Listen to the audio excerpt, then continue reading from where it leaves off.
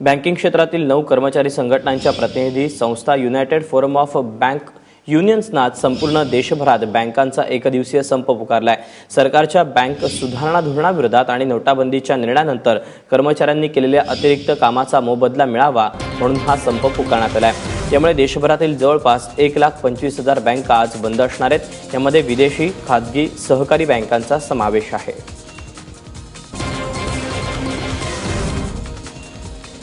Mobile जगतात क्रांती करणाऱ्या Nokia कंपनीनं 3310 या मोबाईल हँडसेटला नव्या स्वरूपात ग्राहकांसाठी बाजारात आणलंय। सोबतच नोकिया 5, नोकिया 6, नोकिया 3चं नवं मॉडेल सुद्धा लॉन्च केलंय। नोकिया 3310 मध्ये 2.4 इंचाचं कव्हर्ड स्क्रीन आणि बटन असलेला कीबोर्ड असणार आहे। 2 मेगापिक्सलचा flashlight camera, headphone, dual sim, FM radio, 16 MB internal storage अशी क्षमता 2 GB 32 GB पर्यंत वाढवता येऊ शकते।